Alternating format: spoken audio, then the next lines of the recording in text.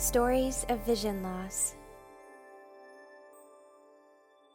This episode features Deborah. I knew I was going to go blind at some point, and it's overwhelming. There are ways to make this happen. The more you connect with people, you'll get a little nugget, as I call it, like, wow, I can use that. My name is Deborah Erickson. I currently reside in Portland, Oregon. I am a blind chef and an entrepreneur. I own a company called The Blind Kitchen, and we provide adaptive cooking tools and strategies for people with vision loss who want to cook in their own kitchens. I have retinitis pigmentosa. I have very little vision left in one eye only, and I function as a blind person pretty smoothly in the world now. There were signs of reduced peripheral vision, and I certainly had no night vision when I was a kid. But how much night vision does anyone else have? You don't know, but I was quite clumsy. I was really good and fast during the day, but when we'd play tag at night or go catching fireflies and stuff like that, I would run into things and fall down. I was very, very clumsy and had no idea it had everything to do with my vision and not my coordination. I was not diagnosed, though, until I was 28. I was still driving. I had two little boys, and I went in for glasses because I had astigmatism since I was a child in one eye only, and I hardly ever wore them, but they, were part of the insurance, so I would go get them every 2 years. And at that point, the pigment strand had migrated to the point where they could be seen by an optometrist. And he said, this is the way I remember it, that I see something in your eyes and it doesn't look good, and I think you're going to go blind, and I'm going to refer you to an ophthalmologist. I'm sure his bedside manner was better than that, but that's what you hear when you get unexpected news that you can't begin to process. So I did go to an ophthalmologist, and they confirmed that was it. There was no family history on either side. It ended up my parents were both recessive gene carriers, and being one of 12 children, 3 of us have it. I have 2 brothers with the disease as well. So statistically, 1 in 4 chance we're right there on top, pretty good statistically. So I continued to lose it gradually, but I quit driving and stuff like that, which was very difficult. Then I knew I had to get help. So I got my blind skills and just learned to live with the cards I was dealt. Wow, that's quite the story. 28. How old were your boys at the time? The youngest was 2 and the oldest was 6. Oh, Yeah, and I was just actually going through a divorce. So it was a pretty hard time to be a single mom with 2 little kids like that. yeah. And did you stop driving at that point, or was it later? Oh, there's another story. So I could not imagine quitting driving. And remember, from the time when I went into the doctor, I was driving just fine. But I thought nothing has changed. Those doctors are crazy. I can't quit driving. I've got a paycheck to bring in. But I knew I had a problem now. And so my boys were both in the car with me, and I was pulling out of a side street onto a busier street. But I was very careful. I looked left, right, like 8 times, because I knew that if a car would appear, it could come up pretty quickly. So I pulled forward and boom, I hit a kid on a bike. He was coming down the sidewalk. Oh, I wow. wasn't checking the sidewalk for moving vehicles. And so I knocked him down. He didn't get hurt. He jumped up. I put the car into park and, honey, are you okay? And he rode off on his bike. So he was fine. But that's when I said, I can't do this anymore. I'll never know if it was my vision or, people get in accidents that have 20/20 vision, but I couldn't live with myself. Mm. And so I had to quit. Yeah. Yeah. Yeah, it's those stories of things like that where thankfully no one's hurt, but it's just that moment. Everybody has their moment of Yep. Yep. gotta stop. Wow. So you have brothers also with RP. Were you the first diagnosed? I was the first one diagnosed, even though one is older than me and one is younger than me. Everybody went to get their eyes checked after I was diagnosed, since it is a hereditary disease. And we call ourselves the 3 blind mice. We're a good support group for each other. And you come from a family of 12, so I can only imagine the holidays and where the birth of this blind kitchen came from, all of the cooking and the family excitement. There was a lot. Food was a big part of a lot of our celebrations. Birthdays, you got to pick whatever cake and whatever color frosting you wanted on it. It was very special when you're one of 12. You take what you get. Mm. Mom more distributed food than than cooked it. And she had 7 daughters, so we didn't spend any time in front of the stove learning from her. As you can imagine, she was busy and pregnant a lot of the time. So for me, cooking growing up was peeling 10 pounds of potatoes for dinner. I had to help, and I had to help clean up, but I wasn't really doing much of the cooking itself. And then when I was raising my boys, I wasn't a good cook either. I cooked packaged goods. That's the way you did it. You made cakes from cake mixes and tuna helper and, Mhm. macaroni and cheese from boxes. Fluorescent orange was a fine color in my scheme. But so I really didn't know how to cook very well. And there weren't cooking shows back then either. That wasn't a thing yet. All there were really were cookbooks. So when I did lose my vision, my children were grown and gone and on their own by the time I finally got to the point where I really wasn't functioning well and I needed to get a Mhm. cane and stuff like that. And I knew I wanted to teach adults because I've taught adults in the past, but I didn't know what I wanted to teach. But when I was taking a meal prep class, I was like, oh, I could teach this. And then all of a sudden I said, but I don't really know how to cook. And that's probably because I'm very skills based, I like everything organized. And so I went to culinary school and I was the only blind student there, but that's where I learned the science and the history and techniques and art of cooking. And now I love to cook, absolutely love it. The smells, the taste, the sounds, and because of the business that I have, I've learned to really articulate the skills and techniques and the sounds you should be hearing when you are frying an egg. It shouldn't be popping like crazy. That's not good. It should just be a little bit of a sizzle. So tell me more about that. Like, I'm assuming a lot of it is sound, maybe some smell. The egg is a great example. Cooking meat, I know, is probably a common one. Yeah. What's a common thing that you get asked to teach? One of the main things, and it surprises me, but it happens again and again, is how do you cook ground meat? Hmm. Because people are afraid not so much of the heat in most of the circumstances that I'm talking about right now, but they're afraid of making their family or friends sick by Hmm. undercooking like chicken or turkey or even ground beef, which there's really very low chance of doing because people order medium rare steaks all the time and nobody dies from it if it's treated properly and stored properly. But we generally don't eat a plate full of crumbled ground beef or ground chicken or ground turkey. Hmm. It's just not a thing. And most of the ground meat people cook gets cooked further, like in a marinara sauce or in a chili sauce or in taco meat. It's gonna cook further, but that's a real common one.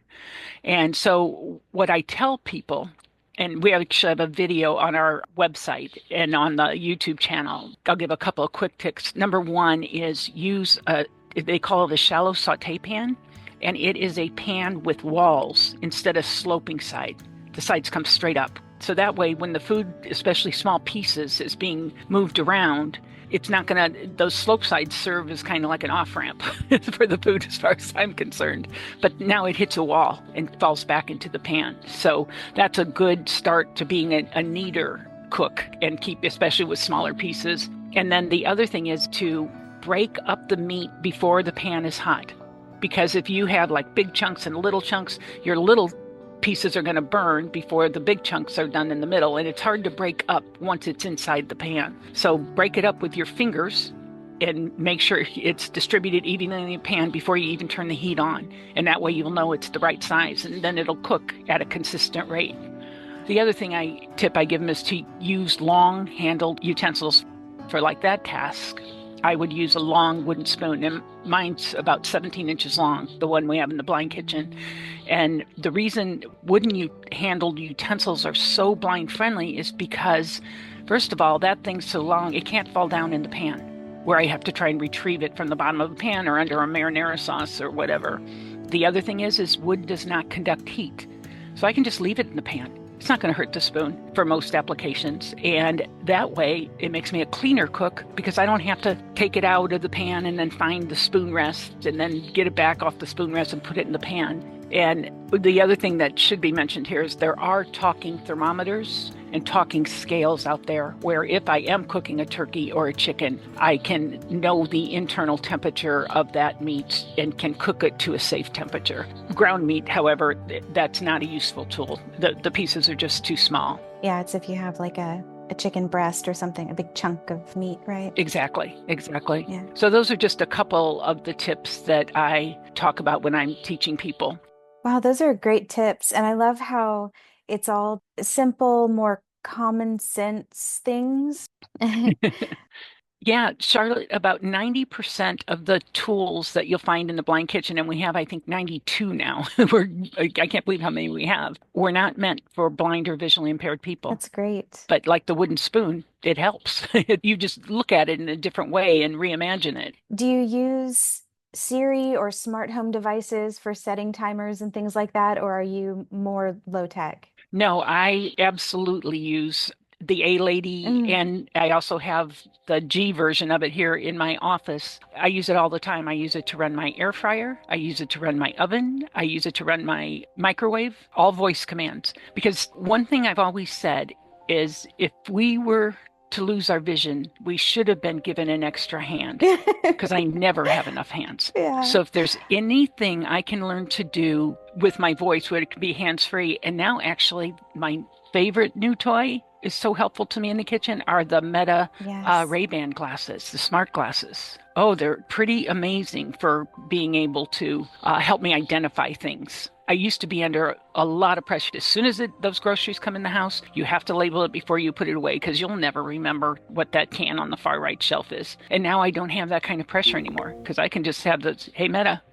what am I holding in my hand? And they get it right like 95% of the time on the first try. Mhm. Yeah, so I'm a big fan of technology. Wow, that's amazing. I think they're only going to get better and better. Agreed. And so, with all of the smart devices, having the hands-free verbal commands for your microwave and the air fryer, does it have to have compatibility with the smart home device? It does. They're called smart appliances, Mhm. and they're made by all different companies, but you have to pair them. And some of them work with an app on your phone, and some of them work with your smart speakers. There are different models and different versions.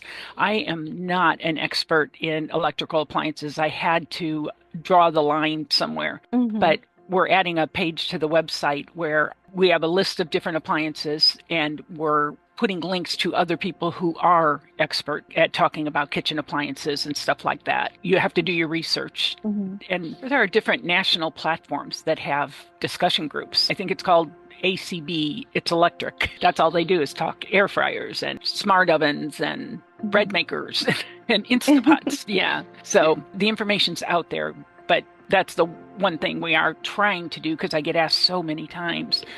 So that's the way we're handling those requests.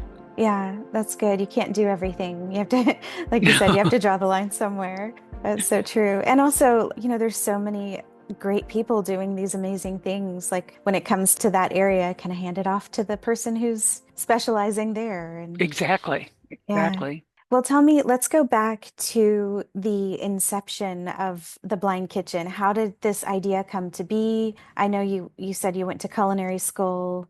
Let's go back there again. Okay. And that is absolutely where it started because when I was in culinary school as the only blind student and the first one they'd ever had, they were fabulous. But it was a learning curve for all of us. And I had to solve a lot of problems. So I would find nuggets of information in different podcasts, in different books, in different videos, YouTube videos. And so I would use them and then they'd be part of my brain and my reality, but I didn't have time to organize them or anything like that. So after I finished culinary school, I finished in June of 2019, and I did what I wanted to do, which was to teach legally blind adults how to cook. And so I did 2-hour classes one-on-one. And I did that until March of 2020 when COVID hit. And so now we couldn't teach in person anymore.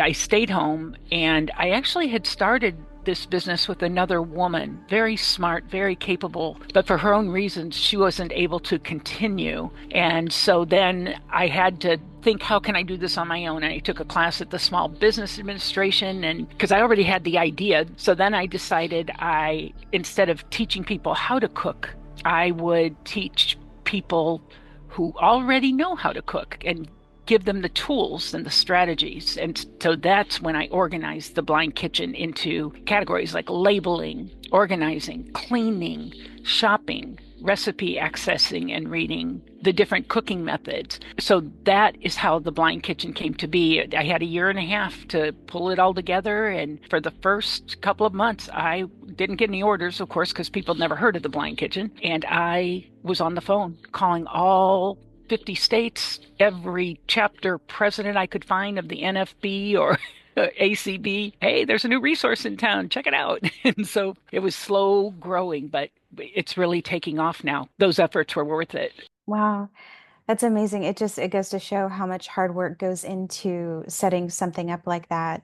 I think people see something like the Blind Kitchen, they go, "Oh, that's cool. I'd like to do my own thing."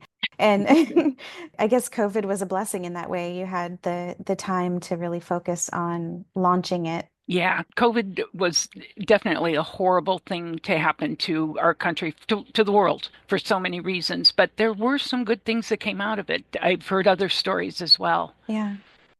So tell me some more things. We talked about the ground beef. What are some other common things? Like if I drop something and spill it, I like how you've broken your kitchen down into different categories, accessing recipes, organization, labeling. Are there any other common things that come to mind that people ask? Yeah, well, one question people often ask is, what's your favorite tool?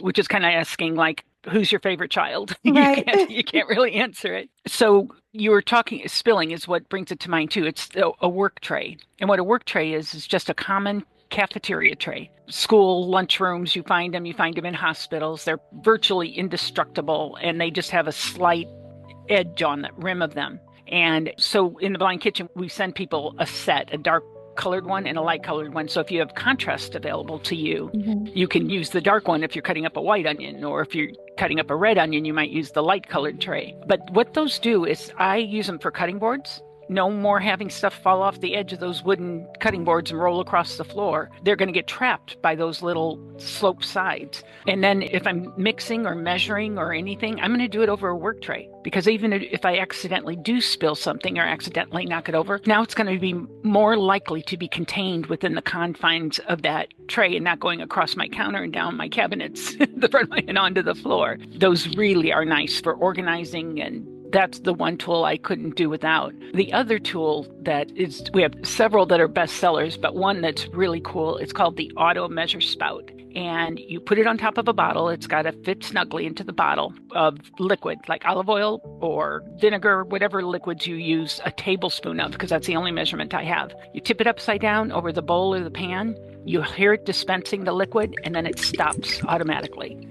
And it's still upside down.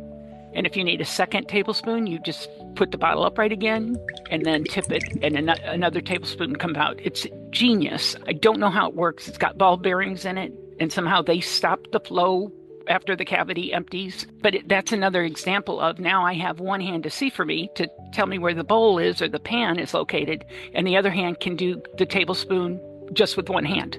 And then the other thing that we didn't invent, I learned it during my blind skills training, are measuring cups, like to measure liquid. And so especially small amounts of liquid, they can be really tricky. If you just need a half a teaspoon of vanilla and you're pouring and you're touching and you're pouring a little bit more, touch a little more, pour, it's almost impossible to really feel if it's level without knocking some out of it. It's just that and it's very time consuming. So what we have done is we have arranged them to be made so they're more like ladles. Like when you're doing soup, you're not going to do a flat spoon 100 times. You're going to take a big old ladle and plunk it in and then pull it straight up, and you're going to know it's full and level if you don't hear anything drop out. So it's the same thing with our spoons. So they're now like ladles, and we send measuring spoons with like a little spouted pitcher. It's about 2 inches high, about an inch wide, And now when I take that half a teaspoon, which I know is a half a teaspoon because I can count the steel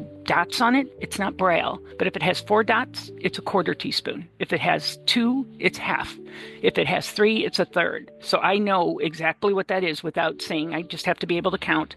I put it in there, and here again, I'm hands-free. That cup is small enough to hold that spoon upright enough for my task. And then I take the vanilla, take off the lid, put it down carefully so I know where it's at when I need it again. And then I pour the vanilla into the cup until I submerge the cavity of that spoon. So now I'm going to put the vanilla down. The spoon is under liquid. Now, I haven't gone outside of the pitcher, of course, but I know that the cavity of the spoon is under. And if I lift it up and I don't hear anything drop out, I know that's a level half teaspoon because it was just under liquid. It can't not be. And so then I move my target bowl as close as I can so I don't have to travel far. I dump it in. And then we also send a small funnel because if those little 2-ounce vanilla jars have an opening about the size of your pinky. So if I go to pour that in and it has a little spout on it, I certainly could do that, but it would take a while. We send a funnel, and the funnel is about 5 inches tall, but it has about a 3-inch target now when it's setting in the vanilla bottle. So it's really quick and easy for me to dump the liquid into the funnel. Finding the mouth of that's a lot easier than finding the mouth of the bottle. And then I haven't put the lid back on it. I haven't wasted any of the expensive vanilla, and I know I have an accurate measurement.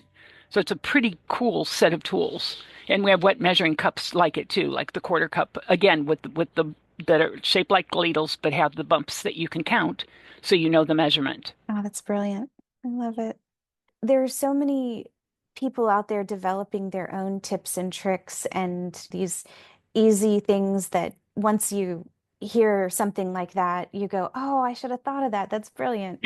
And so you've come up with a lot and you have them on your website and in your trainings. Exactly. Well, and the other thing is I have a platform now. And so if people have ideas, I beg them for them so I can share them on my platform and I give them the credit. And sometimes I'll send them a free gift if I had their, a little auto measure spout or something, if I have it, because I'm lucky to have this platform now. And I would love for it to grow and to help people because I can't solve every problem. I can't devein shrimp.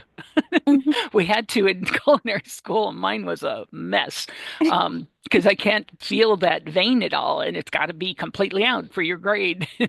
So I Yeah. really ravaged mine. But there may be a blind person out there that knows exactly how to do it. But that's another place the blind kitchen comes. I say, buy it already deveined. Right. That's a strategy. Yeah, if you don't have a sous chef. That's right. That's right. So where can people find you? What are your socials? Oh, okay. So we are on YouTube, The Blind Kitchen. We're web-based only. I don't own a restaurant or anything like that, but it is theblindkitchen.com and put the word the in there because otherwise you get that cooking show where they blindfold people who can see perfectly well and make them do challenges. And then on Instagram, which I don't know, I know there's a lot of blind people that use it. I pay somebody to do mine. It's the Mhm. Blind Kitchen one. And you can write to me at info@theblindkitchen.com. I answer all of those emails. Excellent. And so mostly you have a resource, it's all online. You've got a website where people can purchase tools after they learn the tips and tricks, and they can go to your YouTube and Instagram to learn. Do you do on your YouTube channel cooking tips, or what is on your YouTube channel? Yeah, good question. So, with each tool that we put on the store shelves, we make a video that goes with it or detailed writing. We're in back production with videos right now. We have more we need to make. But if it's on the shelves, I think we have over 90 videos now with tips and tricks. But with every tool, it tells what the tool is, what it does, why it's blind friendly, and how to use and care for it. So, all that information is there. The talking thermometer, I hold the current model that we have and I, in real time, describe where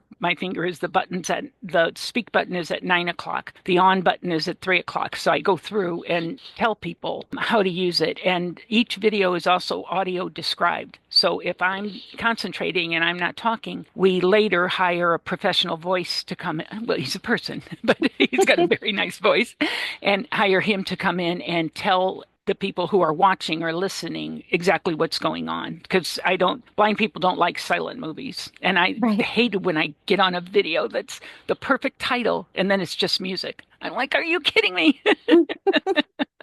So, Yeah.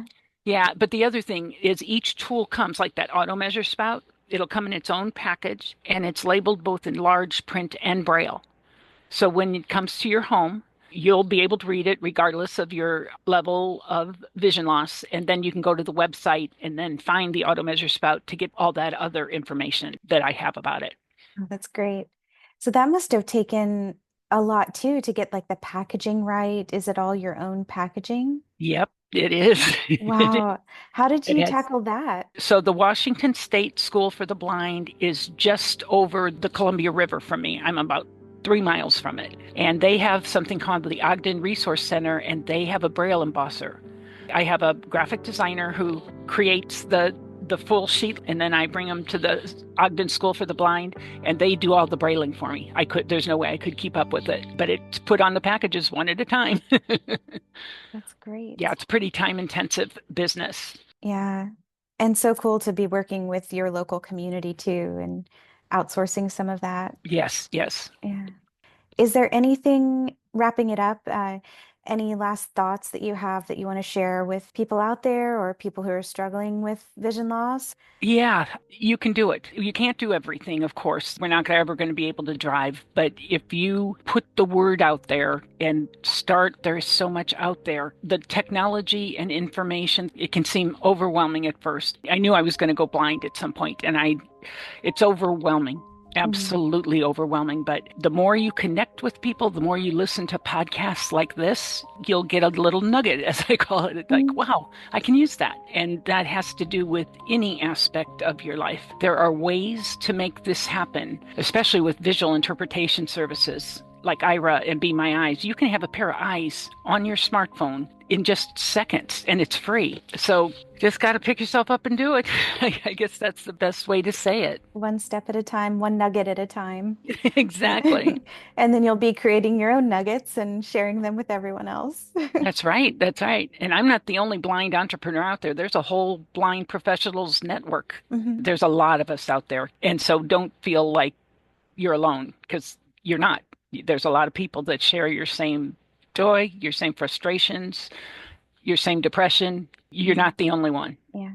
Well, thank you for sharing your story so that other people can feel that connection. Thank you for having me, Charlotte. Podcasts like this are so important. They make people feel like they're part of a community bigger than themselves. And I just appreciate that you had me and that you do this work. Thank you. All right. Well, thank you. Have a great rest of your day. You too. Thank you. All right. Bye. Bye bye. A big thank you to Deborah for sharing your story. We'll share information in our show notes for the Blind Kitchen YouTube and website, where you can learn from and connect with Deborah.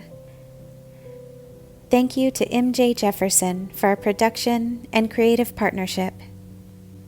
We appreciate everyone who supports this podcast. We've chosen to take down advertisements because we found them to be too disruptive to the stories we value sharing. Instead, we encourage anyone who would like to contribute to our efforts to support us through buymeacoffee.com/stories of vision loss. If financial support is not an option, you can also support us by recording an audio message to share your thoughts and help our community grow. There's a link in the description of this episode where you can support us that way. And finally, thank you for listening.